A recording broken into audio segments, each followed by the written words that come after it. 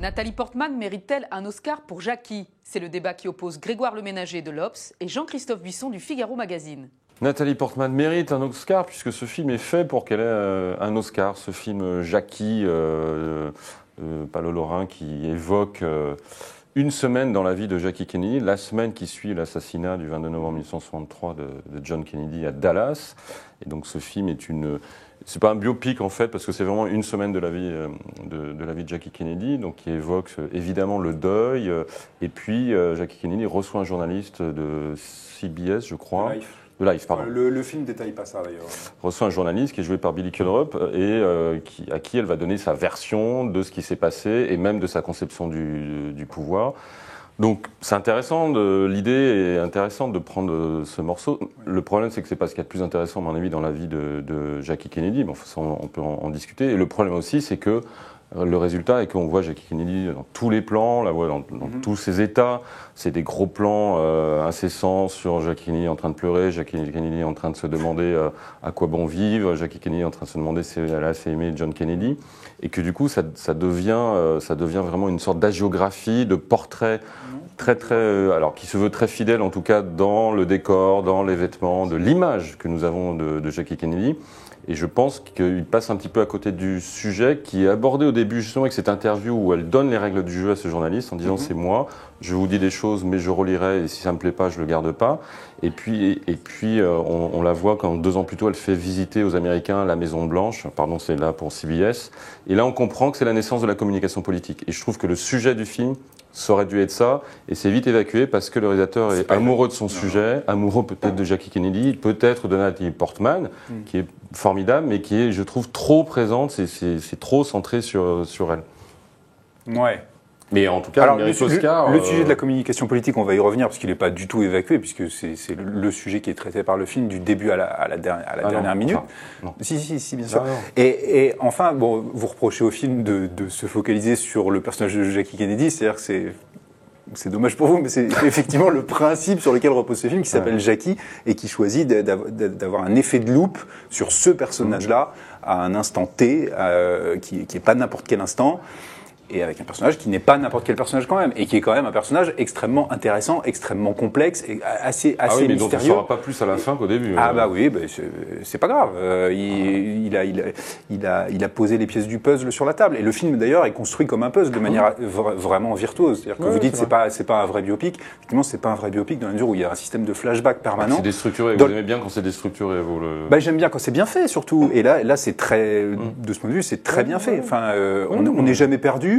Et en même temps, chaque plan vient surprendre parce que on revient 2 ans en arrière, on repart un peu plus tard.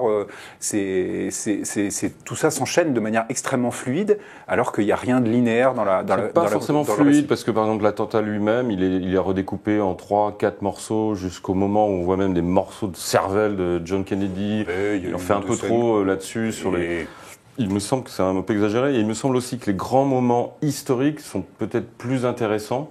Ils sont un peu trop évacués parce que le sujet du film, c'est aussi son rapport avec Robert Kennedy, qui est un personnage qui est encore plus intéressant. D'ailleurs, une petite erreur, parce que Robert Kennedy, dans la réalité, Johnson, donc le vice-président qui prête serment dans l'avion, qui est une très belle scène, avant même que l'avion reparte de Dallas, ce qui met en fureur tout le monde, en fait, il fait évacuer le bureau Oval dès le lendemain de l'assassinat de Kennedy. Alors que là, on a l'impression que c'est au fur et à mesure des jours, et cette tension-là, elle est un peu évacuée, alors que la tension entre Robert Kennedy qui est presque la mémoire vivante de son frère et de Jackie avec la nouvelle administration qui arrive, Johnson, qui en a bavé pendant 3 ans dans l'ombre de John Kennedy. Je trouve que ces moments historiques sont mal traités, alors qu'ils auraient apporté une tension supplémentaire et justement on serait sorti un peu encore une fois, de Jackie Kennedy en permanence pour toucher un peu plus l'histoire. Si vous voulez, on peut être tatillon et ça. Après, c'est un film de cinéma et ça vaut pas tellement comme reconstitution historique. Ça vaut comme portrait d'une femme. Ouais. Et pour le coup, c'est pas du tout hagiographique parce que c'est là que Nathalie Portman, elle est quand même assez extraordinaire parce que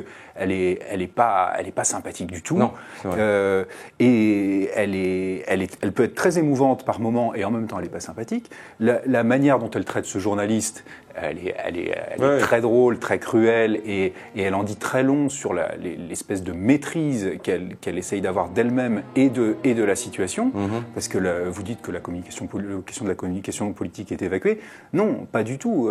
Elle est posée au début avec cette séquence où elle dit c'est moi qui fais les réponses et je choisirai ce que vous publiez, mais après ça revient, et ce que raconte le film, c'est la manière dont cette femme qui vient de perdre son mari a le sang-froid nécessaire et l'espèce d'intelligence et de lucidité nécessaire pour écrire la légende tout de suite à chaud, pendant que le monde est encore réceptif à ça, tout en disant bien que Kennedy n'a pas fait grand-chose comme président de la République, qu'il n'est pas du tout l'équivalent de Lincoln, et pourtant elle lui organise des funérailles dignes de Lincoln pour marquer les esprits et pour qu'il reste dans la mémoire collective. Et de ce point de vue, elle a admirablement réussi. Ouais.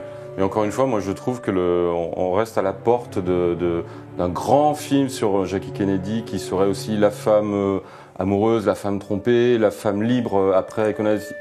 On est un petit peu frustré, je trouve. Mais encore une fois, c'est le choix du réalisateur de se concentrer sur ce moment clé, mais qui n'est pas forcément le moment, encore une fois, le plus intéressant de Jackie Kennedy, mais qui lui permet de mettre en beauté Nathalie Portman et pour l'Oscar, pour en revenir à notre conversation du début. Ouais, puis qui lui permet de parler de... Qu'elle n'aura peut-être pas d'ailleurs, parce que votre amie Emma Stone de La La Land...